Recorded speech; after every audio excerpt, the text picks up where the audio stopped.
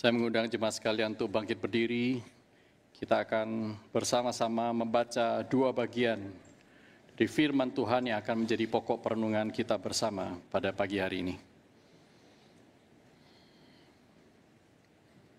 Yang pertama terambil dari Yesaya pasal yang ke-53, ayat yang pertama sampai dengan ayat yang ke-12. Yesaya ayat yang ke-53, pasal 53, ayat yang pertama sampai dengan ayat yang ke-12. Hai umat Tuhan, dengarlah, demikian Tuhan berfirman. Siapakah yang percaya kepada berita yang kami dengar dan kepada siapakah kuasa tangan Tuhan dinyatakan? Sebagai taruk, ia tumbuh di hadapan Tuhan dan sebagai tunas dari tanah kering. Ia tidak tampan atau tampak mulia untuk dipandang, dan tidak punya rupa yang membuat kita menginginkannya. Ia dihina dan dihindari orang, seorang yang penuh kesengsaraan dan biasa menderita kesakitan. Orang pun menutup muka ketika melihat dia. Demikianlah ia dihina dan bagi kita ia tidak masuk hitungan. Sesungguhnya penyakit kitalah yang ditanggungnya dan kesengsaraan kita yang dipikulnya. Padahal kita mengira dia kena tulah, dipukul dan disakiti Allah. Akan tetapi dia ditikam karena pemberontakan kita. Dia diremukkan karena kejahatan kita. Hajaran yang mendatangkan damai sejahtera bagi kita ditimpakan kepadanya. Dan karena bilur-bilurnya kita disembuhkan. Kita sekalian sesat seperti domba. Masing-masing kita mengambil jalannya sendiri. Tapi Tuhan telah menimpakan kepadanya kejahatan kita sekalian. Dia dianiaya, tetapi dia membiarkan dirinya disakiti dan tidak membuka mulutnya seperti anak domba yang dibawa ke pembantaian. Seperti induk domba yang keluh di depan mereka yang menggunting bulunya, ia tidak membuka mulutnya. Sesudah ditahan dan dihukum, ia digiring pergi. Siapa yang peduli akan apa yang terjadi padanya? Sungguh, ia terputus dari negeri orang-orang hidup, dan karena pemberontakan umatku, ia kena tulah. Orang menempatkan kuburnya di antara orang-orang fasik dan makamnya di antara orang kaya. Sekalipun ia tidak berbuat kekerasan dan tipu daya tidak ada dalam mulutnya. Namun Tuhan berkehendak meremukkan dia, membuat dia sakit. Apabila jiwanya diserahkan sebagai kurban penebus salah, ia akan melihat keturunannya, umurnya akan lanjut dan kehendak Tuhan akan terlaksana olehnya. Ayat yang ke-11. Sesudah kesusahan jiwanya ia akan melihat terang dan menjadi puas. Oleh pengetahuannya, hambaku orang benar itu akan membenarkan banyak orang dan kejahatan mereka dipikulnya. Sebab itu, aku akan membagikan kepadanya rampasan di antara orang-orang besar, dan ia akan membagikan jarahan bersama orang-orang kuat. Karena ia telah menyerahkan nyawanya ke dalam maut. Juga karena ia terhitung di antara pemberontak-pemberontak. Padahal ia menanggung dosa banyak orang dan berdoa untuk pemberontak-pemberontak. Bagian yang kedua yaitu dari Injil Markus pasal yang ke-15 ayat 33 sampai dengan ayat yang ke-39. Injil Markus pasal 15 ayat 33 sampai dengan ayat yang ke-39. Demikian bunyi firman Tuhan. Pada jam 12, kegelapan meliputi seluruh negeri itu dan berlangsung sampai jam 3. Pada jam 3, berserulah Yesus dengan suara nyaring, Eloi, Eloi, lama sabachthani, yang berarti Allahku, Allahku, mengapa engkau meninggalkan aku? Mendengar itu beberapa orang yang berdiri di situ berkata, lihat, yang memanggil Elia. Bergegaslah seorang mencelupkan bunga karang ke dalam anggur asam, lalu melilitkannya pada sebatang buluh dan memberi Yesus minum serta berkata, baiklah kita tunggu dan lihat, apakah Elia datang untuk menurunkan dia. Yesus berseru dengan suara nyaring dan mengembuskan napas terakhir. Terkoyaklah tabir bait suci menjadi dua dari atas sampai ke bawah. Ketika kepala pasukan yang berdiri berhadapan dengannya melihat dia mengembuskan napas terakhir seperti itu, berkatalah ia, sungguh orang ini anak Allah. Mari kita berdoa. Tuhan, firman Tuhan baru saja kami baca dan dengar.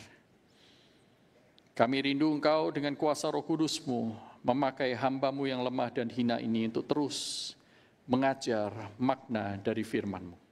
Sehingga kami boleh mendapatkan kebenaran, kami boleh mengenal Engkau lebih dalam, hati kami digerakkan, dan hidup kami diubahkan oleh firman-Mu, dikuduskan oleh Roh Kudus-Mu. Di dalam nama Tuhan Yesus Kristus pimpinlah kami, anak-anak-Mu yang lemah ini. Amin. Silakan duduk Bapak Ibu sekalian.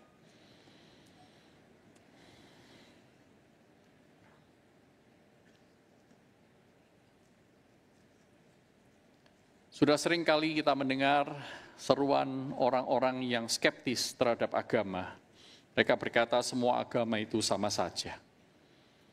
Semua agama mengajarkan bahwa orang harus berbuat baik. Tetapi saudaraku, semakin kita menyadari, meneliti lebih dalam ajaran-ajaran masing-masing agama atau kepercayaan, kita semakin melihat perbedaan. Sebenarnya perkataan semua agama sama saja, itu sama dengan semua wanita itu sama saja. Dan para wanita akan protes. Semua laki-laki sama saja, dan semua laki-laki akan protes. Karena apa? Itu hanya kata-kata yang dikeluarkan oleh orang-orang hanya melihat permukaan yang kurang mendalami apa yang sedang dikatakannya. Demikian pula dengan iman Kristen. Semakin saudara dan saya memahami inti iman kepercayaan kita, semakin kita tahu iman Kristen berbeda sekali dengan yang lain. Dalam pengakuan iman rasuli baru di butir pertama saja kita melihat perbedaan. Bahwa Allah adalah Bapa yang mencipta langit dan bumi. Unsur kebapaan itu sangat kental dalam kitab suci. Kemudian kita sampai kepada Yesus Kristus, Yesus yang adalah Kristus, anak tunggal Allah, Tuhan kita. Dia adalah Kristus, Kristus yang memenuhi ratusan nubuatan tentang dia. Berbeda sekali dengan para pemimpin agama yang lain. Kristus sudah dipersiapkan sejak dari kekekalan dan bekerja terus sampai kepada kekekalan. Dan butir yang ketiga yang kita sudah pelajari juga, saudaraku, bahwa dia adalah Allah yang berinkarnasi. Lahir dari seorang perawan Maria, namanya Maria. Dikandung oleh Roh Kudus. Apa-apa lagi ini? Bagaimana mungkin Allah bisa menjadi manusia? Mau menjadi manusia? Sebuah misteri yang tak habis-habisnya akan terus diperdebatkan oleh orang-orang yang tidak percaya. Tetapi menjadi sebuah treasure, sebuah harta bagi orang yang percaya. Karena dari inkarnasinya lah kemungkinan keselamatan itu diberikan. Dan dari misteri yang satu, saat ini kita masuk kepada misteri yang lain. Allah yang berinkarnasi itu bukan Allah yang terus berjalan di karpet merah, dilahirkan di rumah sakit bintang 5. Tetapi Allah yang berinkarnasi itu adalah Allah yang ditampilkan dalam kitab suci sebagai Allah yang menderita. Ia adalah Yesus Kristus yang menderita sengsara di dalam sejarah di bawah pemerintahan Pontius Pilatus, disalibkan, mati dan dikuburkan, turun ke dalam kerajaan maut. Wow. Mana ada Allah turun ke dalam kerajaan maut? Mana ada Allah rela menderita? Mana ada Allah bisa menderita? Saudara bisa cek perbandingan agama dari Kristen kepada agama-agama yang lain. Tapi pertanyaannya adalah bagaimana mungkin Allah dan Tuhan kita itu menjadi manusia dan menderita? Seperti apa penderitaannya? Mengapa ia mau menderita? Apa artinya saudara dan saya menjadi orang Kristen yang percaya dan beriman kepada Allah yang menderita ini. Saya percaya sekali tanpa kita memahami inti dari iman Kristen ini, sesungguhnya saudara dan saya belum menikmati Injil yang sesungguhnya. Saudaraku, penderitaan seperti apa yang dialami Kristus? Saudaraku, tentu kita percaya bahwa penderitaan Kristus bukan hanya terjadi dalam peristiwa penyaliban, atau bahkan 24 jam sebelum penyaliban terjadi. Tetapi penderitaan itu sudah dimulai sejak ia berinkarnasi.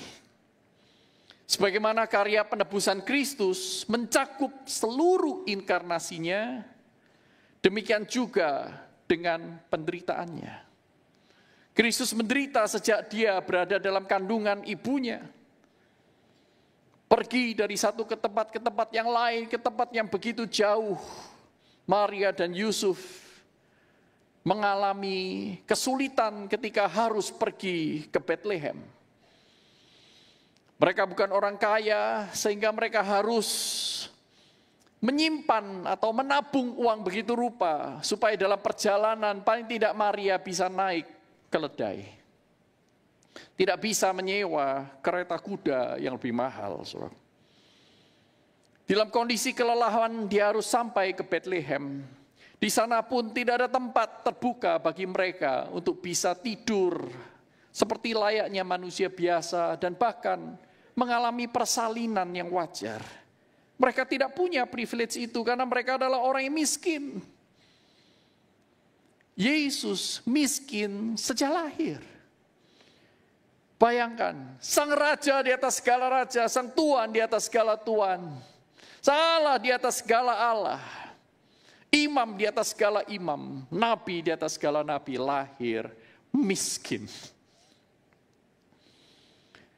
Dan dalam usianya yang masih muda, mungkin 1-2 tahun, dia dikejar Herodes.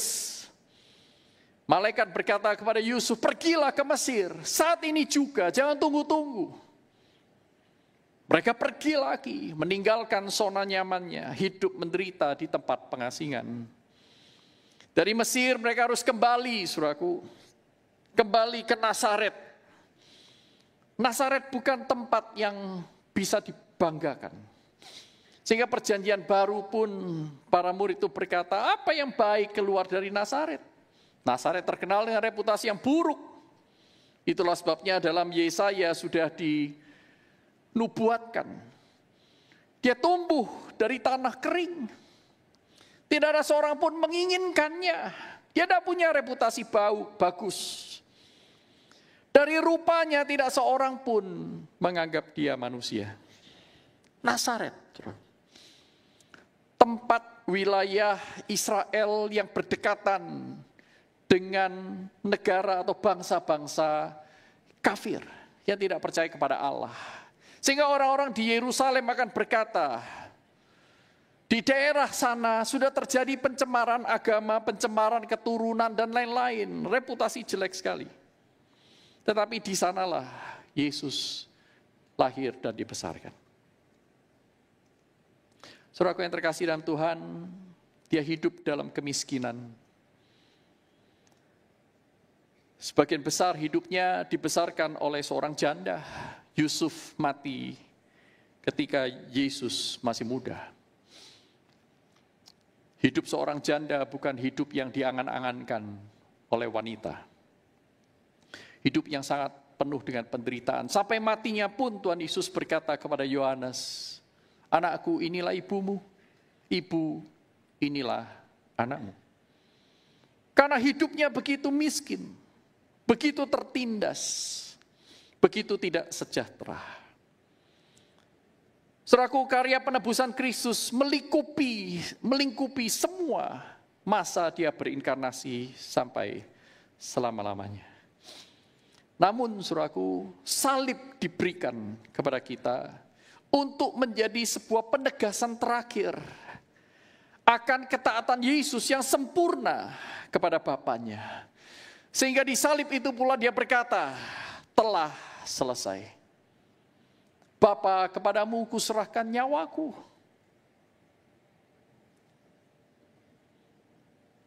Saudaraku, pertanyaannya buat kita saat ini adalah, Apa yang terjadi di saat penyalipan? Kalau ini adalah penegasan terakhir, Allah menderita seperti apa? Yang Allah itu ingin saudara dan saya pahami. Di kayu salib dan juga di dalam seluruh kehidupan inkarnasinya. Kalau saudara tadi perhatikan di dalam Injil Markus pasal 15 dengan teliti, saudaraku, Matius, Markus, dan Lukas mencatat hal yang sama. Hal ini sering kita lewati, saudaraku, padahal ini penting sekali. Yaitu ayat 33 tadi yang kita baca. Pada jam 12, kegelapan meliputi seluruh negeri itu. Kegelapan meliputi seluruh negeri itu. Dan berlangsung sampai jam berapa? Jam 3. Jam 12 sampai jam 3. Apa yang terjadi pada jam 3? Ayat 34, pada jam 3 berserulah Yesus dengan suara nyaring. Eloi, Eloi, lama sabachthani. Eli, Eli, lama sabachthani. Saudaraku, apa yang terjadi? Kegelapan meliputi seluruh negeri. Semua tanda-tanda penyertaan Allah seolah-olah dijauhkan dari Yesus. Sehingga di sanalah dia mengalami penderitaan secara fisik, secara psikologis, maupun secara spiritual yang ekstrim. Dia sudah terbiasa dengan haus dan lapar. Dia berpuasa 40 hari, 40 malam. Dia tahu apa artinya haus dan lapar. Tetapi hari itu di kayu salib ini adalah kehausan dan kelaparan yang lebih daripada haus dan lapar selama 40 hari. Kesakitan yang dia alami jauh melampaui apa yang dia pernah alami sebelumnya. Dia disalibkan, tangan kakinya ditembus oleh paku, keningnya dan selingkar kepala ini ditembus oleh duri. Bagaimana dengan secara psikologis, dia diludahi, dia disesat, dia dihina, dia dimahkotai duri dan dipaku, dia dikhianati dan ditinggalkan oleh orang-orang yang mengaku sahabat-sahabatnya. Dia dilecehkan dan dihina di depan publik. Ditelanjangi dan diarak.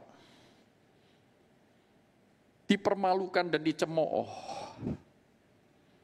Sampai matahari pun enggan bersinar. Saudaraku, saya membayangkan para malaikat sedang menahan diri. Sebagian mengarahkan mata mereka kepada Yesus yang disalibkan, sebagian lagi mengarahkan kepada Bapa, Allah Bapa. Seolah-olah mereka berkata, kapan ya Allahku Engkau akan berikan kode supaya kami menghancurkan mereka yang sudah menghina anakmu. Kapan Bapa Engkau akan memberikan sebuah perintah untuk kami menunggang langgangkan, menumpas habis orang-orang yang begitu berani menyiksa anakmu, the darling of heaven, permata surga itu. Saudara tentu ingat ketika Tuhan Yesus ditangkap di Taman Getsemani. Dia berkata kepada Petrus, Petrus, sarungkan pedangmu. Engkau main dengan pedang, kau mati dengan pedang. Tidakkah engkau berpikir bahwa aku sanggup meminta banyak sekali malaikat untuk turun membela aku kalau aku mau? Saudaraku, saat itu pula disalib. Para malaikat menanti-nanti. Pada saat yang sama saya pikir para iblis itu juga banyak sekali bergerombol di sekitar salib. Ada yang melayang-layang menyanyikan lagu kemenangan mereka.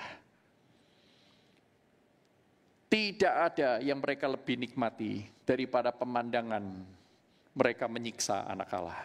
Merendahkan dia, menghancurkan dia yang mereka pikir mereka bisa membatalkan atau menggagalkan rencana kekal Allah. Iblis-iblis sangat menikmati. Maka pertanyaan kita adalah penderitaan spiritual yang mana yang dimaksud? Herman Witsius, seorang teolog Belanda di abad 17 pasca reformasi. Dia adalah murid dari Gisbertus Voetius, gurunya. Kalau saudara bertanya kepada Pak Hendra, dua orang ini, Pak Hendra tolong jelaskan, Gisbertus Voetius dan Herman Witsius, saudara harus siapkan waktu berjam-jam.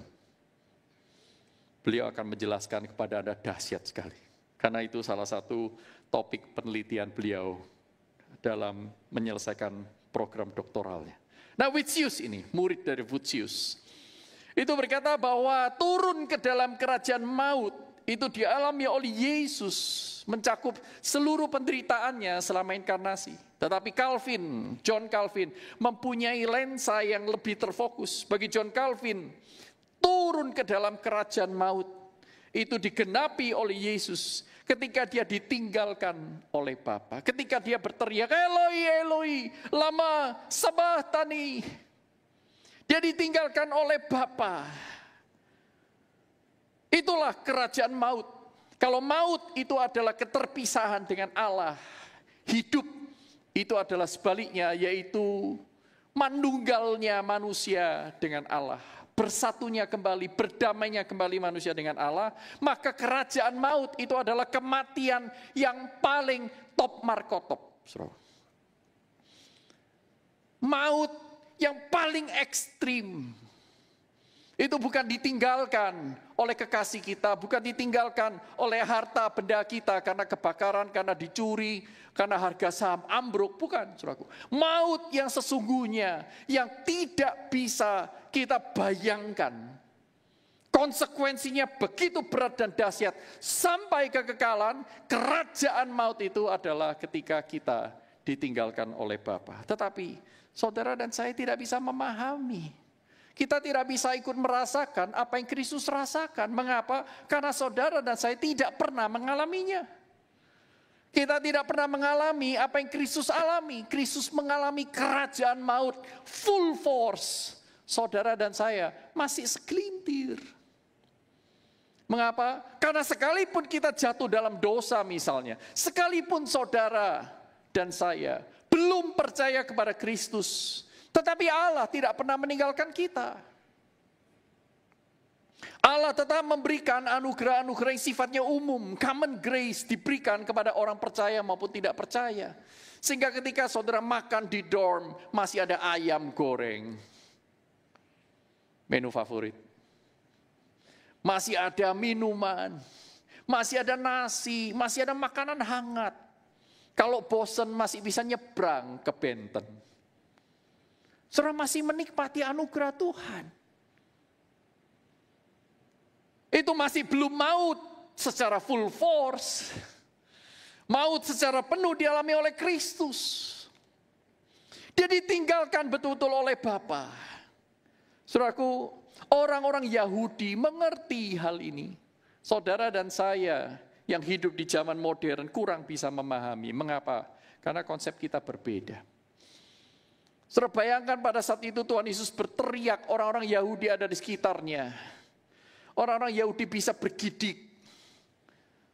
Bulu kuduk mereka bisa naik, saudaraku.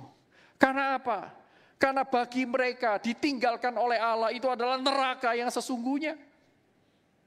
Bagi orang Yahudi, berkat terbesar yang paling mereka nanti-nantikan adalah ketika mereka bisa bersama dengan Allah dan berdiri di hadapan Allah. Saya ulangi sekali lagi.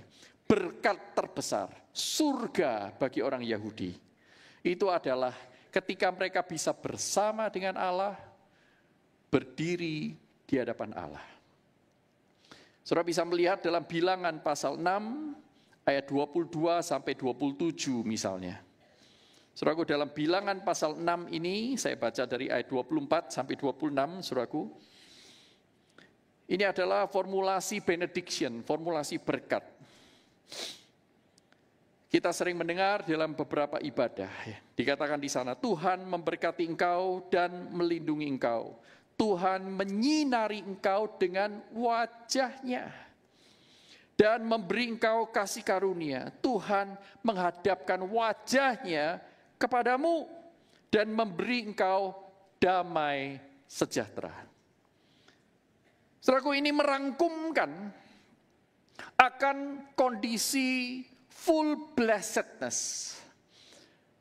Berkat yang total, yang limpah, yang sempurna. Yang bisa dimiliki oleh seorang manusia. Termasuk hari ini, sekalipun kita tidak terlalu mengertinya, tapi hari ini kita mulai belajar.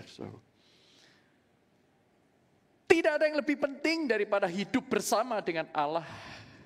Hidup bersama dengan Allah, kita akan mendapatkan segala sesuatu yang lain. Itulah sebabnya Tuhan Yesus berkata, carilah dahulu kerajaan Allah dan kebenarannya, maka semuanya akan ditambahkan kepadamu. Ketika kita hidup berdamai dengan Allah, damai sejahtera itu diberikan, maka yang lain akan ditambahkan kepadamu. Itulah yang paling penting. Apa gunanya engkau mendapatkan seluruh dunia ini, tetapi engkau mati? Tuhan Yesus berkata demikian. Apa gunanya engkau mendapatkan semuanya, tapi engkau mati jiwamu? Karena engkau tidak bertemu dengan Sang Hidup. Saudaraku, penting sekali konsep ini. Dan mari kita lihat bagaimana Tuhan Yesus dengan Allah Bapa itu begitu dekat. Dalam Injil Yohanes dikatakan aku dan Bapa adalah satu. Dan itu sudah dimulai dari Yohanes pasal 1 ayat 18. Yohanes pasal 1 ayat 18 dikatakan demikian. Tidak seorang pun pernah melihat Allah face to face. Artinya apa? Semua orang berdosa. Tidak seorang pun melihat Allah. Tidak seorang pun berada di dalam posisi yang diberkati oleh Allah. Mereka tidak berdamai, mereka membenci Allah. Mereka hidup di dalam gelap, mereka menolak, mereka tidak mau mengenal Sang Penciptanya. Seperti dinyatakan dalam Yohanes pasal 1 itu. Tidak seorang pun pernah melihat Allah. Namun anak tunggal Allah yang ada di pangkuan Bapa. At the bosom of his Father. Di dada Bapanya. Yang ada di pangkuan Bapa, dialah yang menyatakannya. Jadi Kristus dengan Bapa itu begitu dekat, seperti Bapa dan anak yang sedang dipangkunya. Begitu dekat sehingga sang anak ini melihat wajah Bapanya. Bukan dari jauh, tetapi dari dekat sekali. Begitu personal, begitu intim, begitu indah. Sehingga sang anak ini berada di dekat Bapanya, di dekat dada, itu artinya bahwa dia mengerti isi hati Bapanya. Dia melihat, mendapatkan favor, dan mendapatkan pengenalan akan Bapanya lebih melampaui dari yang lain. Dialah yang menyatakan kepada kita, orang-orang berdosa, tentang isi hati Bapa. Sudah tangkap ya? Begitu dekatnya ini, sehingga tidak terpikirkan oleh kita, orang yang begitu dekat, anak tunggal Allah yang begitu dekat sejak kekekalan sampai kekekalan, mengalami ada satu masa di dalam sejarah, suatu hal yang misterius, yaitu dia berteriak, Allahku, Allahku, mengapa engkau tinggalkan aku? Buat kita yang terbiasa cuek kepada Allah, kita jauh dari Allah itu kita merasa oke-oke saja. Tetapi buat Kristus yang dari kekal sampai kekal, itu selalu dekat dengan Bapa. Aku dan Bapa adalah satu, makananku ialah melakukan kehendak-Nya yang telah mengutus aku. Dia meninggalkan khalayak ramai ribuan orang yang ingin meninggikan dia untuk menyendiri berdoa kepada Bapanya, tidak pernah lolos. Kristus menjalin hubungan dengan Bapanya. Tetapi pada hari itu, pada jam 3 siang itu, ketika matahari pun enggan bersinar, semua orang mengutuk dia. Bapa pun memalingkan wajahnya dari dia. Inilah kerajaan maut itu. Saudaraku, pertanyaannya bagi kita, mengapa kok sang Allah anak bisa ditinggalkan oleh sang Allah Bapa? Padahal Kristus itu anak tunggal Allah yang sempurna. Bahkan ketika di kayu salib, dia tidak berbuat dosa. Kedua, dia dikasihi Allah dengan sempurna pula. Tiga, dia taat kepada kehendak Bapa dengan sempurna. Keempat, dia tidak bercacat dan tidak bersalah. Why? Alasannya jelas, Alkitab memberikan kepada kita banyak clues, banyak petunjuk sehingga kita tidak mungkin keliru. Dalam Yesaya 53 ayat 4 sampai 5 tadi kita baca, saudaraku, bahwa bukan karena dia itu menderita, tetapi karena kita. Sesungguhnya penyakit kitalah yang ditanggungnya dan kesengsaraan kita yang dipikulnya. Padahal kita mengira dia kena tulah, dipukul dan disakiti Allah. Akan tetapi dia ditikam karena pemberontakan siapa? Kita. Saudara dan saya. Dia diremukkan karena kejahatan kita. Hajaran yang mendatangkan damai sejahtera bagi kita ditimpakan kepadanya. Dan karena bilur-bilurnya kita disembuhkan. Paulus dalam 2 Korintus 5 ayat 21 memberikan kesimpulan tentang hal ini. Dia berkata, dia, Kristus, yang tidak mengenal dosa, telah dibuatnya menjadi dosa karena kita. Supaya dalam dia kita dibenarkan oleh Allah. Saudaraku, salib adalah puncak penderitaan Kristus sebagai anak domba Allah yang menghapus dosa seluruh dunia. Puncak dari seluruh penderitaan yang dia sudah alami semasa inkarnasinya. Dia turun ke dalam kerajaan maut. Karena kita, untuk kita. Yang menarik adalah, di atas kayu salib itu, Kristus masih melakukan kehendak Bapa. Yaitu, dia menyatakan, Eli, Eli, lama sabachthani, Allahku, Allahku, mengapa engkau meninggalkan aku? Saudara tahu enggak? Itu adalah kutipan dari Mazmur 22.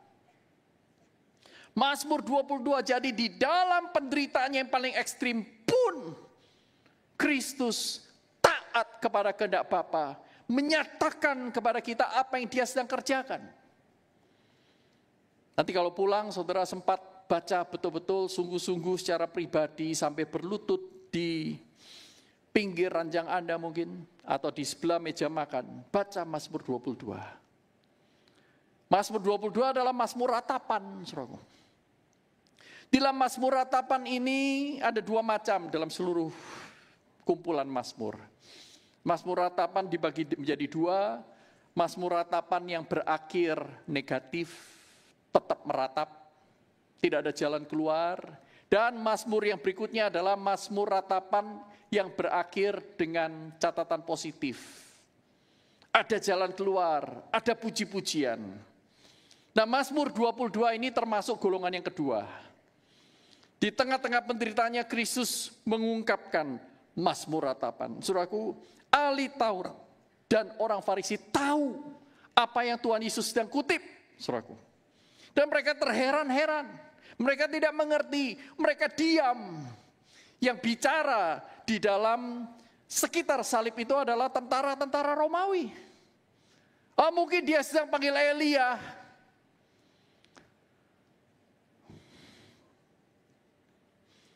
Betul, orang ini adalah anak Allah. Tetapi ahli Taurat dan Farisi di dalam kekerasan hati mereka, mereka tahu isi dari Mazmur 22. Apa artinya Mazmur 22? Saudara, kalau saudara baca, saudara akan menemukan bahwa dalam Mazmur 22 ini berisi nubuat tentang Mesias. Hamba yang menderita itu, seperti Yesaya 53. Ada minimal 8 nubuatan yang digenapi oleh Tuhan Yesus di salib itu. Mulai dari dia berseru, Eloi, Eloi, lama sabachthani, sampai kepada dia dikelilingi oleh orang-orang yang mencemooh dia, pakaiannya diundi, kaki dan tangannya ditembus oleh paku, semuanya itu digenapi di dalam Mazmur 15 tadi yang kita baca. Dalam Markus 15 yang tadi kita baca. Saudaraku, hal ini menunjukkan bahwa Yesus adalah satu-satunya juru selamat yang Allah janjikan, karena dia sudah menggenapi nubuat itu. Dalam 2 kali khotbah, 2 bulan yang lalu saya menyatakan bahwa Kristus menggenapi dengan total 320 lebih nubuatan Mesias di perjanjian lama. Dan di Mazmur 22 ini saja minimal ada 8 nubuat. Kemungkinan 8 nubuat itu terjadi dalam diri satu orang dalam satu masa, itu adalah 1/10⁻17. Atau 1/100 kuadriliun. Jesus is clearly the one, the promised Savior. Yang kedua, saudara, kalau saudara pelajari baca Mazmur 22, saudara akan mengetahui bahwa yang Tuhan Yesus lakukan itu bukan deklarasi putus asa. Benar, dia ditinggalkan oleh Bapa, tetapi mengutip Mazmur 22 itu mempunyai akhir kemenangan. Ada undangan dari Allah, saudaraku, untuk kita semua yang mendengarkan hari ini. Mazmur 22 tidak berhenti pada ratapan. Saudara bisa baca misalnya ayat 25 di sana. Mazmur 22 ayat 25. Berseru demikian. Sebab Allah, ia Allah, tidak memandang hina ataupun menganggap sepi kesengsaraan orang yang tertindas, orang yang benar, orang yang berteriak, Eli, Eli, lama sabachthani itu. Selanjutnya, ia tidak menyembunyikan wajahnya terhadap orang itu. Dan ia mendengarkan seruannya minta tolong. Itulah sebabnya mengapa kegelapan itu hanya dari jam 12 sampai jam 3. Karena pada waktu jam 3, Yesus sebagai seorang yang benar, yang tertindas, dia berseru kepada Bapa, Allahku, Allahku, mengapa engkau meninggalkan aku? Dan Allah Bapa mengarahkan wajahnya kembali kepadanya.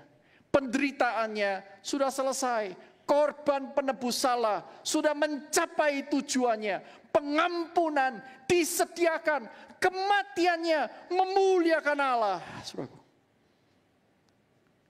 Dan terang matahari pun bersinar kembali. Pukul berapa? Pukul 3.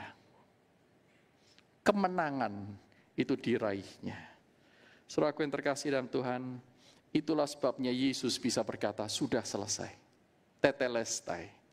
Bapa, kepadamu kuserahkan nyawaku. Saudaraku, penebusan tuntas atas dosa-dosa kita sudah dinyatakan bahkan sejak Yesus di kayu salib. Bukan semata-mata di hari Paskah. Kemenangan itu sudah diraih, pengampunan sudah disediakan bagi semua orang, saudara dan saya yang percaya kepadanya. Dia turun dalam kerajaan maut, menderita sedemikian rupa, supaya saudara dan saya tidak berakhir pada maut. Saudaraku, dari sini kita melihat bahwa ternyata Allah yang beranugerah itu adalah Allah yang rela menderita untuk saudara dan saya. Dan ini adalah salah satu keunikan iman Kristen, saudaraku. Silakan saudara melakukan perbandingan agama. Mana ada Allah yang rela mati bagi orang-orang berdosa umatnya? Mana ada Allah yang bisa menjadi manusia hanya untuk menyediakan dirinya menderita? Tetapi pada saat yang sama, saudaraku, kita melihat sebuah keajaiban.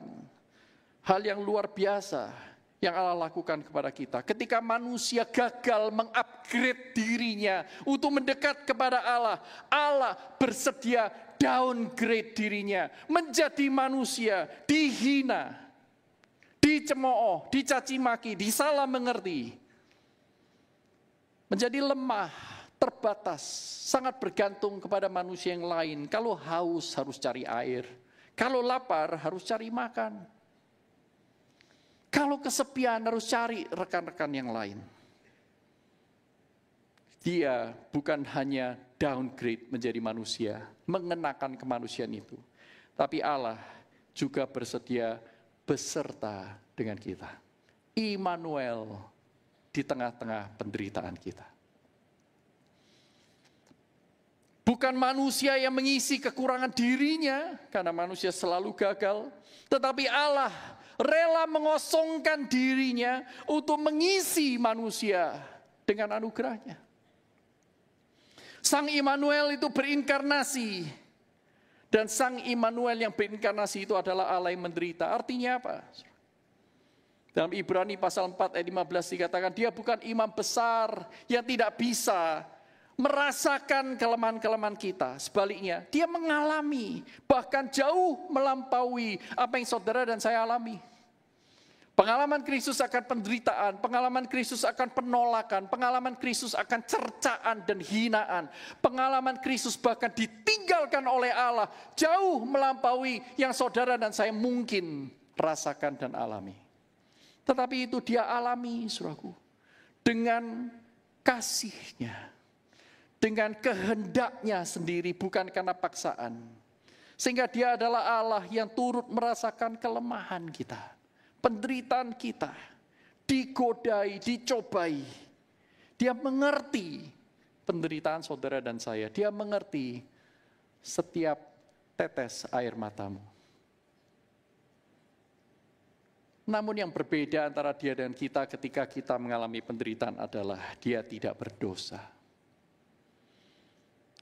Allah yang menderita artinya dia menyertai saudara dan saya di dalam penderitaan itu. Dia memberi jalan untuk mengatasi penderitaan itu. Memberi jalan keluar yang terbaik. Dia memutus hubungan antara kita dengan kuasa dosa. Sehingga waktu kita mengalami penderitaan, kita tidak dipermainkan oleh dosa. Benar, saudara dan saya masih mengalami penderitaan selama di dunia ini. Tetapi penderitaan itu tidak lagi menjadi alasan buat kita untuk terus-menerus dikuasai oleh dosa. Karena Allah yang bersatu dengan kita, dia memutuskan hubungan kita dari kuasa dosa dan kuasa maut. Kristus memberi jalan dan dia berpihak kepada orang-orang yang tertindas. Dengan cara apa? Dia mempersatukan dirinya dengan manusia. Saudara dan saya, kita mengenal dengan doktrin mystical union with Christ. Saudaraku, Kristus rela mempersatukan dirinya bukan dengan orang-orang yang sempurna, bukan dengan orang-orang yang dipandang manusia baik, bukan dengan orang-orang yang suci, karena tidak ada seorang pun suci. Dalam 1 Korintus pasal 1, Paulus sampai berkata, memang kalau secara manusia tidak ada seorang pun itu yang punya hal yang baik. Kita semuanya ini orang-orang bodoh, orang-orang bebal. Dan Kristus rela mempersatukan dirinya dengan orang-orang yang bebal seperti saudara dan saya. Dengan orang-orang yang mudah dihanyutkan oleh keinginan berdosa dan godaan dari si iblis ketika memberikan kenikmatan-kenikmatan sementara. Dia rela mempersatukan dirinya, memberi dirinya untuk berpihak kepada orang yang ditindas oleh dosa seperti kita. Tetapi pada saat yang sama, dia menyertai kita, memberikan dia kekuatan yang kita belum pernah miliki sebelumnya untuk menang atas dosa. Kristus yang menderita itu juga mengutus saudara dan saya untuk menyerupa dengan dia.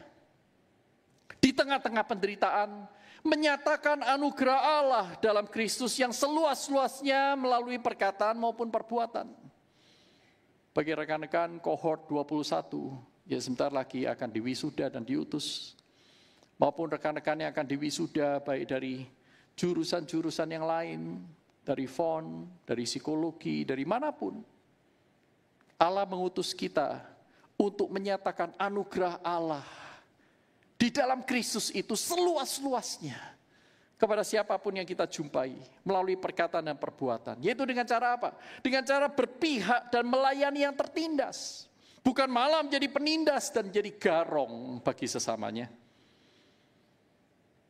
Memanusiakan sesama manusia ketika yang lain tidak memanusiakan mereka. Mengangkat derajat orang yang miskin yang secara sistematis telah direndahkan oleh orang yang memegang kuasa. Memberi makan mereka yang lapar, mencerdaskan orang-orang yang terbelakang, memperjuangkan keadilan bagi yang tertindas, memelihara kesucian tubuh, kesakralan seks, dan keindahan pernikahan. Sehingga ketika orang melihat saudara dan saya, mereka melihat ada sesuatu yang berbeda. Karena kita menyatu dengan Kristus, kita dalam Kristus, Kristus ada di dalam kita. Mereka melihat ada kehidupan yang berbeda, kehidupan yang tidak dikuasai oleh penderitaan, sekalipun di dalam penderitaan. Hidup yang tidak dikuasai oleh drive ataupun death insting dari manusia berdosa pada umumnya. Sekalipun saudara dan saya bukan orang sempurna. Saudara, dalam sebuah website Gospelcast dikisahkan beberapa kisah nyata. Saya pilih salah satu, dan ini kisah tentang seorang wanita bernama Rachel. Rachel lahir di tengah keluarga yang penuh dengan kekerasan verbal dan kekerasan fisik, seperti kebanyakan dari kita.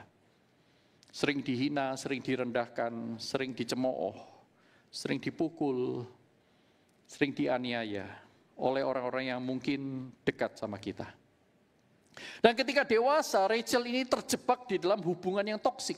Ini adalah konsekuensi, banyak sekali orang-orang yang mengalami rumah tangga yang toksik, akhirnya kejebaknya kepada lingkungan yang toksik pula. Karena mereka menganggap hal seperti itu biasa. Dia terjebak.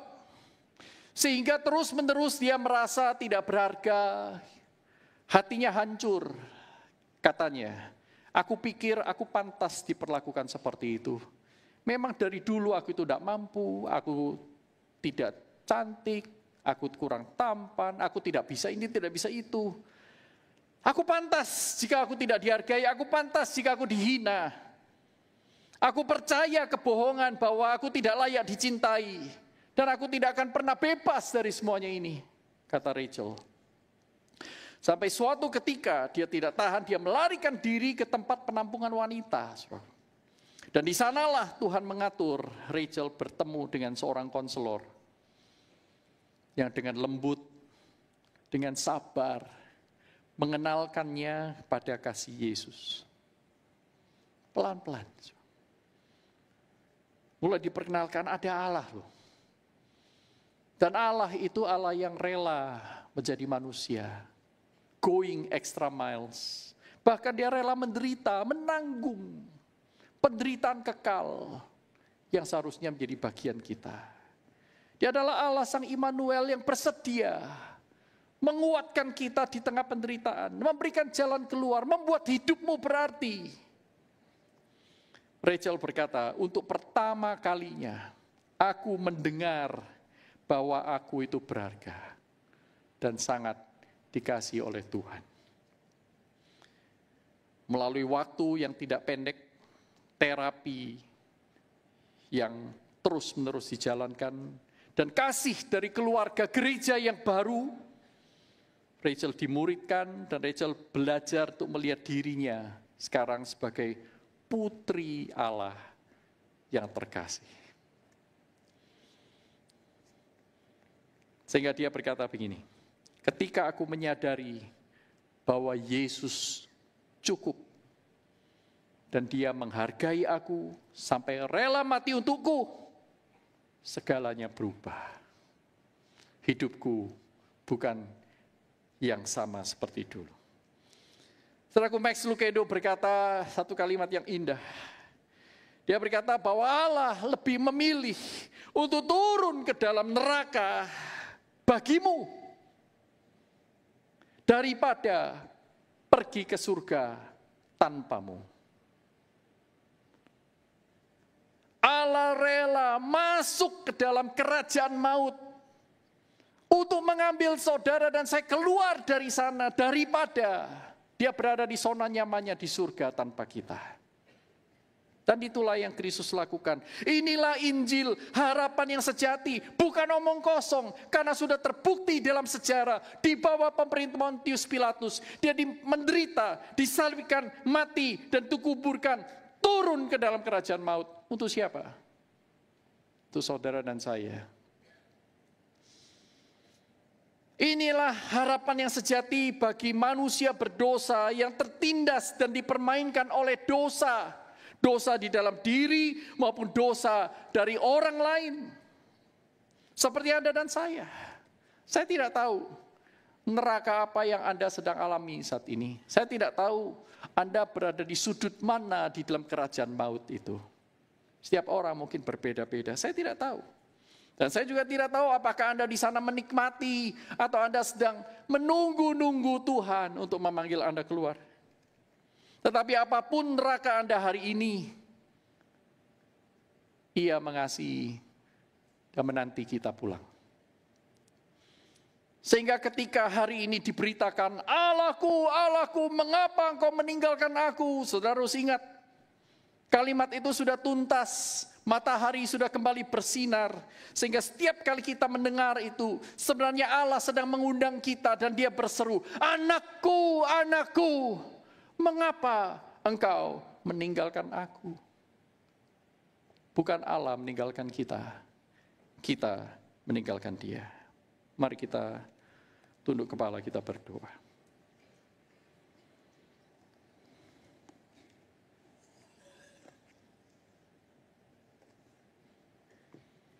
Tuhan, terima kasih untuk Kristus yang rela menjadi manusia,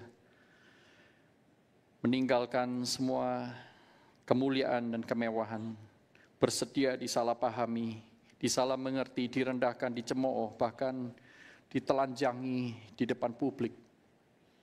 Namun Engkau lakukan semuanya itu untuk kami, orang berdosa yang tidak mungkin sanggup menanggung kerajaan maut itu. Namun Kau telah mengirimkan anak-Mu yang tunggal Yesus Kristus untuk menanggungnya buat kami, karena kasih-Mu yang begitu besar. Tuhan, saat ini kami datang kepadamu, lembutkan hati kami untuk kembali tergerak oleh kasih-Mu. Hancurkan jiwa kami yang mengeras karena dosa. Kami mau hidup tidak sama lagi seperti dulu, dikuasai dan dipermainkan oleh dosa. Namun kami mau hidup karena kasih-Mu di dalam-Mu, bagi-Mu. Di dalam nama Tuhan Yesus Kristus kami berdoa. Amin.